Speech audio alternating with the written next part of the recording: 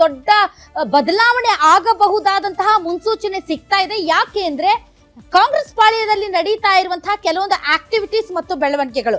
ಇದ್ದಕ್ಕಿದ್ದಂತೆ ಸಿದ್ದರಾಮಯ್ಯನವರು ಏನು ಸೋಷಿಯಲ್ ಜಸ್ಟಿಸ್ ಡೇ ದಿನ ನನ್ನನ್ನು ಯಾರು ಕೆಣ್ಕಂಗಿಲ್ಲ, ರಣಾಂಗಣಕ್ಕೆ ಎಳೆದು ಬಿಟ್ಟಿದ್ದೀನಿ ಹೇಳಿ ಅಂತೆ ನಾನು ಹೋಗೋದಿಲ್ಲ, ನನ್ನ ವಿರುದ್ಧ ಷಡ್ಯಂತ್ರ ನಡೀತಾ ಇದೆ, ನನ್ನ ವಿರೋಧಿಗಳಿಗೆ ನಾನು ಪಾಠ ಕಲಿಸ್ತೀನಿ ಅಂತ ಇದ್ದಕ್ಕಿದ್ದಂತೆ ಅವರು ಎಕ್ಸ್ ಮೇಲೆ ಪೋಸ್ಟ್ ಹಾಕ್ತಾರೆ. ಅದೇ ಇವತ್ತು ಕೆಪಿಸಿಸಿ ಅಧಿಕೃತ ಖಾತೆಯಲ್ಲಿ ಜನನಾಯಕ, ಮನಗೆದ್ದ ನಾಯಕ, ತಂತ್ರಗಾರಿಕೆಯ ಬಹುದೊಡ್ಡ ನಾಯಕ ಅಂತ ಕೆಪಿಸಿಸಿ ಡಿ.ಕೆ. ಶಿವಕುಮಾರ್ ಅವರನ್ನ ಆಡಿ ಹೊಗಳ್ತಾ ಇದೆ.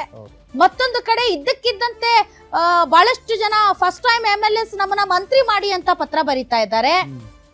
ಯಾವಾಗ್ಲೂ ಹೈಕಮಾಂಡ್ ವಿರುದ್ಧ ಮಾತಾಡದೇ ಇರುವಂತಹ ತುಂಬಾ ಒಬಿಡಿಯಂಟ್ ಲೀಡರ್ಸ್ ದಲಿತ ಸಿಎಂ ಬಗ್ಗೆ ಮಾತಾಡ್ತಿದ್ದಾರೆ.